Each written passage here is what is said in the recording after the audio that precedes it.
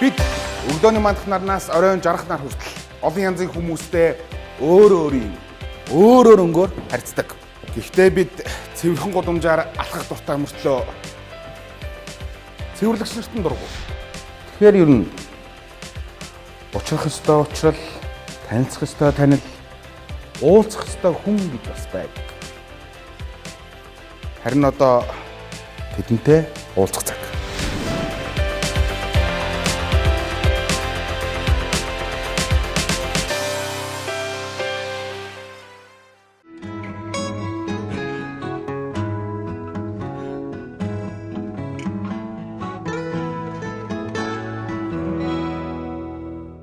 Анх тантай би 2008 онд танай гэрт очиж хонжсоно би тод санаж байна.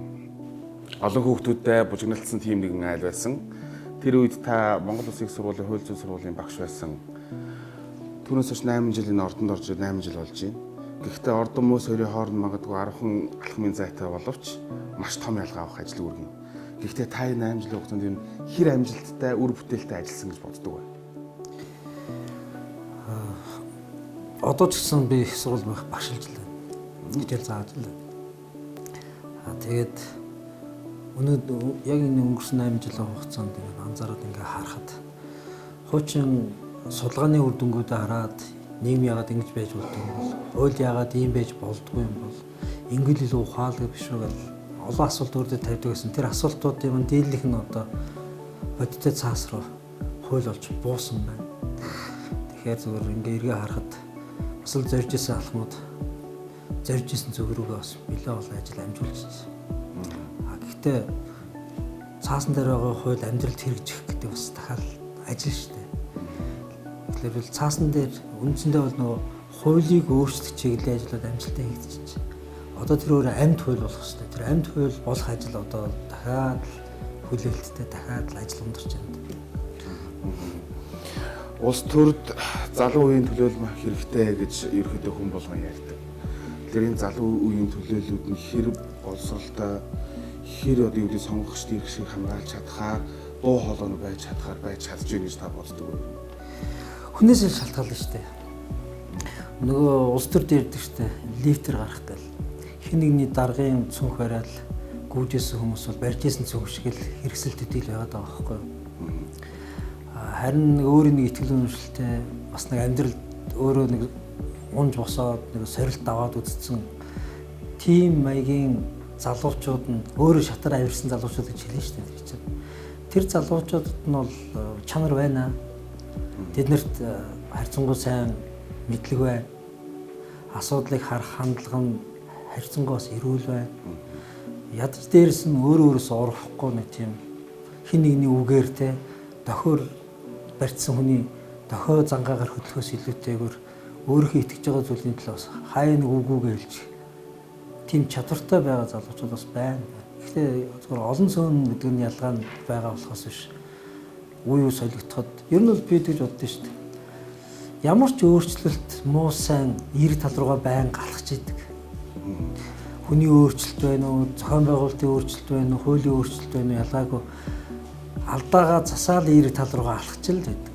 Удаан уу, хурдан уу, цогцоо эсвэл явцсан юу гэдгээс шалтгаалж амжилттай амжилтгүй гэдэг хэмжүүрүүд байдгаас биш.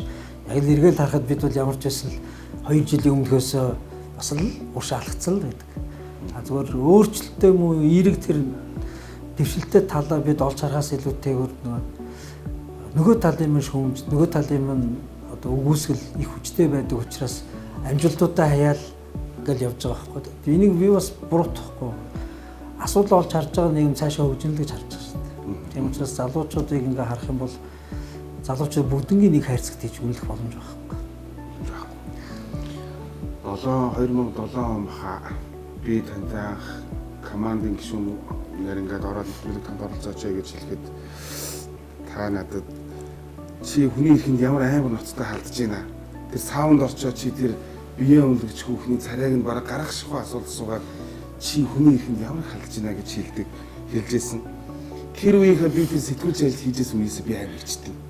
Тэгэхээр одоо яг тийм хүний эрхэнд халддаг сэтгүүлчсэн зөндөө олон байна. Таныг улсын хурлд орсноос хойш та хүний эрхээр их дуугарч ирсэн. Хүний одоо хэр хангалтж юм гэж та боддог? энэ сүүлийн 4 жилд ер нь бол яг нөө хуулийн том шинтгэл зохицороо явлаа шүү дээ. Үндсэндээ хамгийн чухал хуулиудад саяхан батлаад ёсчилж амжааг байна. Тэр хуулиудыг хэрэгжээд ирэхээр таны саяны асуулт зур хуураа үг биш бодит байдал болно. Үнэхээр төрд нэг тийм албадах, хүч хэрэглэх маш том эрх мэдэл байна. Энэ бол байх ёстой л. Гэхдээ энэ эрх мэдлээ хизээ, хаана, хүнд, яаж гэдэг энэ 4 асуултанд хариулахад хэрэгжүүлэх тэр дүрм журмууд нь Монголд байхгүйсэн байхгүй.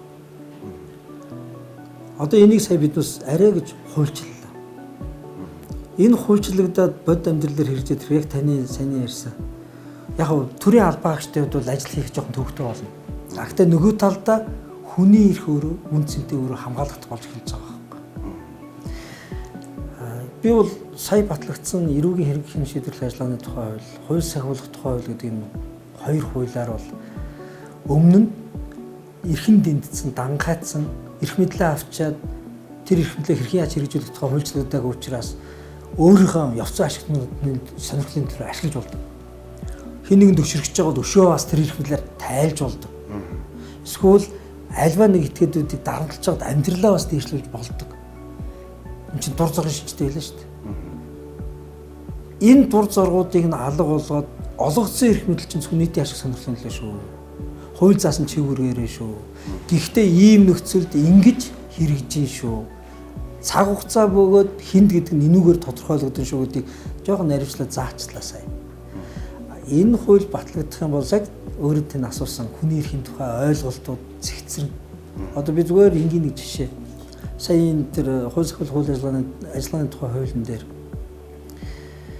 зүгээр нэг татврын байцаагч аж ахуйн нэгж рүү ороод эсвэл мэргэжлийн эдийн байцаагч одоо бол монголчууд амьдрах гэж бас хар бор ажил хийж байгаа хүмүүс ингээ харахад байшингийн нэг давхар түрээслэл хоолны газар ажиллаулаад дэлгүүр ажиллаулаад нэг жижиг үйлдвэрлэл хийх гээл арай ядан л хүүхдийн төлбөрийг олж санаад л үзэж штэ.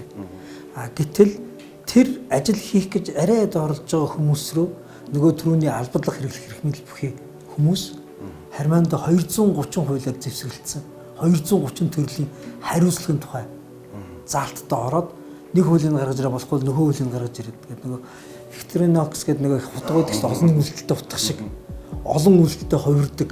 Гэхдээ тэрийг өөрөө дураараа ашиглаж болдог. Тэрний үзүүрт өртсөн хүний бизнес нь хувийн амьдрал нь ер нь юу алга болж болохоор тийм байлээ шүү дээ.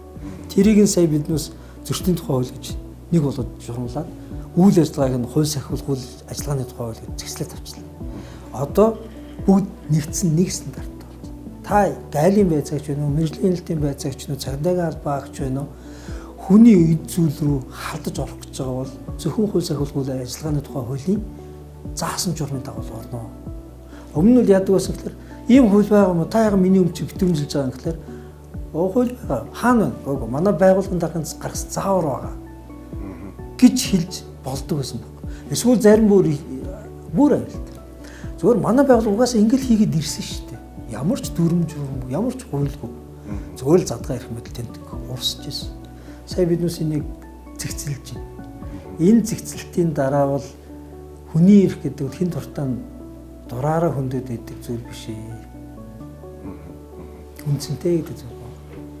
Би сая таны өрөөлөнд орж ирэх явц лифт сууж ирлээ. Тэнд одоо зүгээр дотор юм бодоод инээд үрж илаа. Шуулгын танхимд алцчаад хэрэлдээд яг нэг лифтний үүдэнд харалдаа дээшээ алхаж бас дээш нэг лифтэнд суугаад дээш гарах бас нүүр бол амар халуун байх та гэж би бодлоо. Зүгээр хэрэгт оруулж байгаа ер нь. Би 8 жил багын чуулганы лифт одоо энэ ордны лифтэнд сууж үзсэнгүй. Дандаа шатаар нь гардыг. Хөлөө хэрэгтэй л дээ.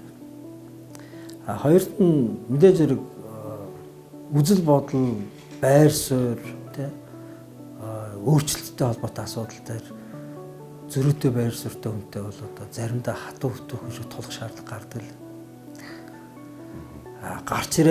Гарч ирсэн энэ байр суурьаараа бас амьдрал дээр бас зөрчилдөд зогсох тохиолдол ч гэсэн байдаг. Гэхдээ зөвхөн хүн хувьдаа бас нэг нэгнтэйгээ сайн хөөе гэд мэдлээд өнгөрөх, нэг нэгнтэйгээ маргасан сэдвээс өөр сэдвээр бас харилцан санаа солилцоо суух гэдэг бол хүн ёсны л асуудал шүү дээ. Тэр бол тусна. Гэхдээ энэ 76 гишүүд дотор чинь заримдаа огт үг дуурахгүй байх хэмжээний бас голын хоёр ирэг дээр гарцсан хүмүүс байна. Зүгээр тэглээгээд эн чинь Монгол хүмүүс шүү дээ. Тэглээгээд нэг цаг үед амьдарч байгаа хүмүүс учраас зүгээр нэг дохиод өнгөрөх, мэдлээд өнгөрөх юм бол байх. Тэгснээс биш зүгээр бодлоо камерын өмнө ширээ шааж те хэрэлдчихэд арийнхаа өрөөнд тендер байгаа сууж идэг тийм хүмүүсийг хажуунаас нь харахад бас өрөвдөлтэй шүү. Ичиж хүмүүс те. Мэдээж. Яаж амнаас нь тэр үг нь нүүрэн дээр нь тэр баг нь тогтдгийм бол гэж хармаар бас хид хідэн дүртэй хүмүүс байдаг. Таны цонхоор угшаа энэ талбай харагдаж байна. Албан цонхны цонхоор амьдрал хийсэ харагдаж байна тань юу? Би цонхороо амьдралыг нэг хардаг юм уу? Хүмүүсийн дунд орж иж тэр амьдралыг харна шүү дээ. Чи ер нь нэг юм асуултыг өөрөөсөө асуугаад байсан. Тэмүүч одоо энэ хил амтай, хэрүүл тэмцэлтэй энэ нэг шинтгэлгээд нэрлээд байгаа. Зарим хүмүүс нь одоо бантан зурцсан гэж шүмжлээд байгаа.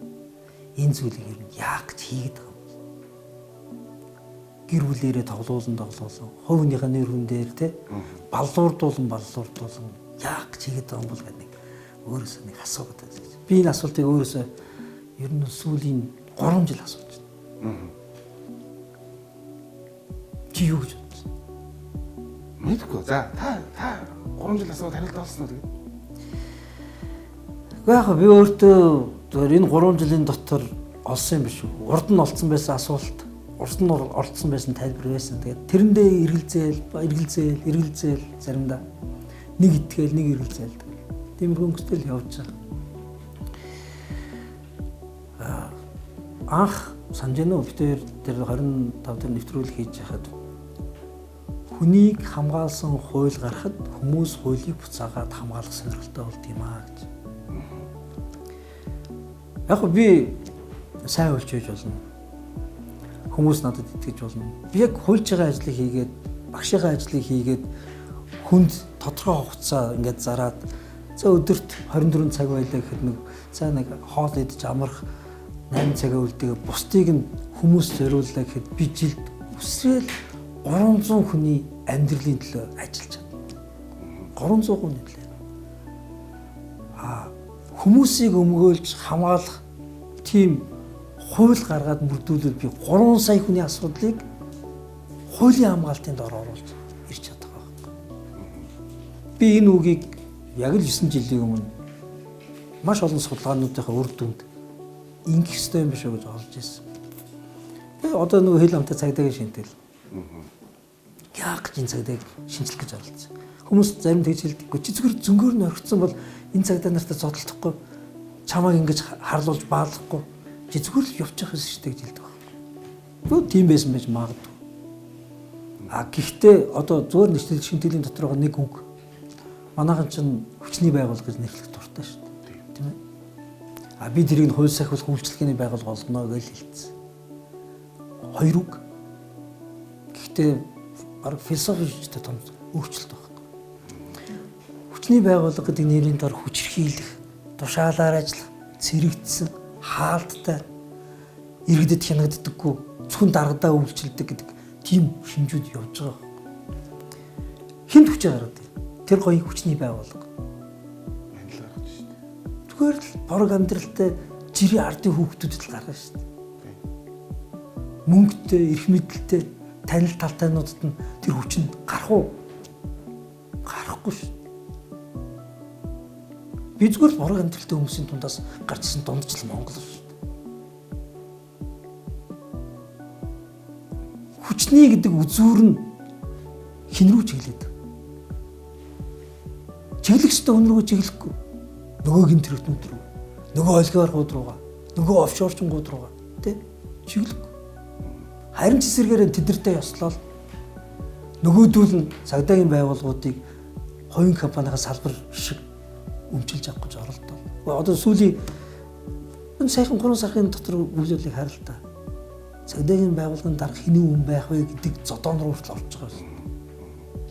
Тэгэхээр тэр иргэндээ үйлчилдэггүй хүч хэрхийг зэвсэгч нь өөрөө хинд ир бяраа гаргаж хиний өмнө эргүү мохоо утгах шиг өмөлдөж байгаа.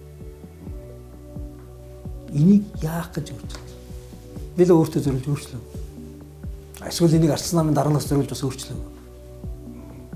Тэ? Эсвэл олон жил хуулийн байгууллагын толгойд суудсан. Тэрүүгээр амьдралаа залгуулж байгаа тэр хүмүүсийн төлөө хийгээгүй. Энийг би зөвхөн Монгол улсад хувь заяагаар төрсөн. Энд амьдралаа авч явах оролдож байгаа. Урагшаа жоохон ч гэсэн алхаад гэрэлтэй хийгээд юм байгаад гэж итгэж байгаа. Тэр хүмүүст л зориулж хийж байгаа. Би хэд удаа хэлсэн. Уучлаарай наад би цагдаагийн шинтгэлийг чинь дараа нарт нь зориулж хийгээгүй юм. Энэ байгууллагаас үйлчлэг авах гэж байгаа хүмүүс зориулсан. Энэ байгууллагад ажиллаж байгаа тэр борго доор амьдарч байгаа цагдаагаар зориулсан. Сая би хөдөөр нутгаар иж сумын хэсгийн төлөөлөгч болон цагдаа нар нүдэн гэрэлтэй байгаа хэрэг. Яасан гэсэн чи өмнө нь хөдөө сумаас суурин газар руу орохын тулд бүгд өрөөдлөвчдөг гэсэн юм. Цагдаагийн албаны хууль батлагдсны дараа 5 жилд тутам 2.5 жилийнх нь цалинтай тэнцэх урамшуул олгодог болсон чи одоо сум руугаа ажиллах гэж өрсөлддөг болсон. Тэнд хурандаа дарга нар очдоггүй байхгүй. Тэнд жирийн цагдаа л очдог. Сургуулаа дөнгөс төгссөн. Тэр залуучууд нь очдог гэсэн байна. Яг ийм л өөрчлөлтийг хүссэн. Гэхдээ энэ өөрчлөлт өөрөө мэдээж хэрэг толгой дээр байгаа хүмүүст таалагдахгүй л дээ. Дохиор адил бусдыг залах гэж оролддог тэр хүмүүст бас таалагддаг.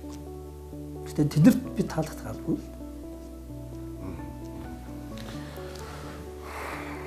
Ер нь хүмүүсийн хоорондын зүгээр харьцаа шүү дээ. Хэрвээ би жишээ нь нэг найзтай ч юм уу хэн нэгэнд муухай үг хэлсэн, хариуцлагагүй үг хэлсэн бол уучлахгүй хүний ёс.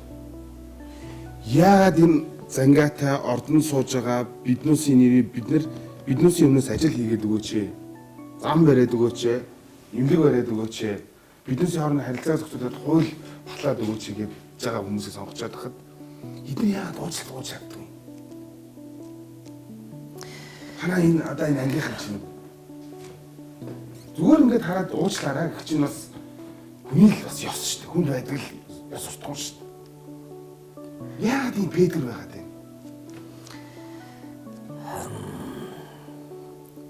Нэг юм дахиад одоо үгийн зөрөө 2008-аас 12 онд би нийтийн ашиг сонирхол гэдэг энэ үгийг хуулийн ойлголт болох гэж нэлээх их зовлон туулжлаа. Төрийн чиг үүрэг, төрд байгаа хүмүүс хувийнхаа ашиг сонирхлын төлөө биш. Та нар нийтийн ашиг сонирхлын төлөө наад эрх мэдлээрээ наад татвар төлөгчдийн мөнгөөр бий болсон тий боломжоор ажиллах ёстой шүү дээ гэж. Өмнө нь ямар ойлголт байсан бэ гэхээр төрийн төлөө ажиллах ёстой. Төр чинь хин эзэнгүй шүү дээ. Энэ нийгэмд чинь 2-3 төрлийн сонирхол байна. Хоёрын сонирхол байна, бүлгийн сонирхол байна, нийтийн сонирхол байна. Иргэд нийтийн сонирхлыг л хангахыг хүсэж байгаа. Нийтийн сонирхол. Тэр сонирхлыг мэдрэхгүй, тэр сонирхлыг өөрийнхөө дотор байгаа одоо сайн туршлага байна уу, мэдлэг боловсрол төр. Зарим нь надаас тасарсан боловсролтой хүмүүс шүү дээ. Гадаадад те хамгийн үнэтэй нэр хүнтэй сургууль төгссөн гайхамшигтай боловсролтой нөтөж байгаа шүү дээ. Би бол яхаа Монголын нэг мөсөл бүтээгдэхүүн шүү дээ. Миний хажуугаар пуужин төрж байгаа юм шиг сүмгэнж гарч болох тийм боловсролтой мөртлөө нөгөө нийтийн ашиг сонирхол гэдэг тэр зүйлийг барьж авч мэдэрч чадахгүй бол боловсролтой болгооч боловсралгүй болгоочоос хавиулал хорлонтой байна.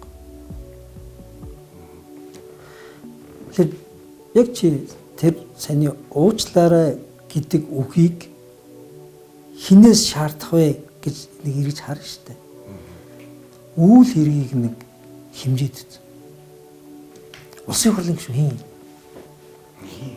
Улсын хурлын гишүүн чинь уул нь бол хууль тогтоогч. Гэтэл манай улсын хурлын байгаа бүгд биш л дээ. Үнэхээр мэрэгч сэтгэлтэй хууль тогтоогч бас байгаа. Үүсгэж болохгүй. Гэхдээ энэ эрх мэдлэр засаг дарга шиг авирлж байна шүү дээ. Энэ эрх мэдлэр нөгөө хууль боловсруулад, хуралдаа суугаад шийдвэр гаргацж байгаа хооронд хоёрын бизнесийг амжуулаад явж байна. Тэ? Энэ эрх мэдлэр хөр юу хийж байна? Төсөв тендер сулгайг сууж байна шүү дээ. Тэр хэсгийг биднээс одоо ингээд хэмждэг нэг хэмжүүртэй болох хэрэгтэй байхгүй. Тэр хэмжүүр нь юу юм? Саяны ярьдаг үг. Та яг энэ эрх мэдлэр юу хийсэн гэдэг. Одоо нэг иргэд бас шүмжлээл, хэвлэлээр эсвэл одоо сошиал ертөнцөөр бас яриад тайлан тавиад байна гэл. Хэн юу хийх ёстой тайлан бэ гэдэг нэг мэржлийн үүднээс юм уу эсвэл нэг жоохон цаг гаргаад шүүрдэж үзэж байгаа хүн байна уу? Тэр тайлангуудыг. Хэн энэ 4 жилд юу хийсэн бэ? Юу хийсэн гэж тайлан дотроо бичиж вэ? Тэрийг нь мэдэхгүйгээр биднээс бүхэлдэнд харлуу шөмжлөх бол тэгэл бас л хэцүү л дээ. Тийм. Өрөөнд хэр цаг зарцуулж байна? Ер нь ордонд авийн ажлыг хийсэн хийж байна. Тэр бол одоо бараг ер нь цаг байхгүй байна юу? Миний өөр ямар том байна уу жижиг байна? Маш өмөрхөн жижиг юм. Гэхдээ би олон гişүүд өрөөнд нь орж байгаагүй. Би ер нь ордоо орох дурггүй. Ерөөс надад энэ сууж байгаа хүмүүсээс надад таалагддаг. Хахаар зүгээр гэдэг. Яг хөө тэгэл сонголтын л үр дүн шүү дээ. Тэ? Энэ хүмүүс тэнгэрээс бууж ирээгүй.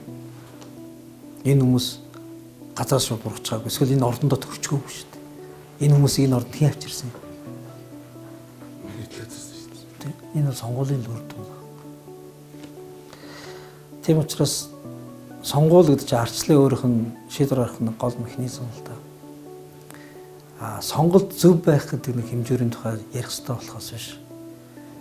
Ер нь сонгох зөв болон муухай юм гэдэг яриач бас зөвсөх юм гэдэггүй би бол ярилцдаг. Зүгээр сонгогдчоод сонгосон хүмүүсийн төлөө юу хийвэ гэдгийг дээр нэг жоохон тогтож байгаа юм. Шүүрдэх хэрэгтэй юм шиг. Тэ? Энэ хүмүүс бол зөндөл юм ярина. Улсын хурлын зарим гишүүд бол баг гэрийн нүүдэнд асар барьж өгөл хаалганд бодоол замын тавиал гэл. Тэрийг улсын хурлын гишүүн хийх ёстой ч юм уу ч юм тийм.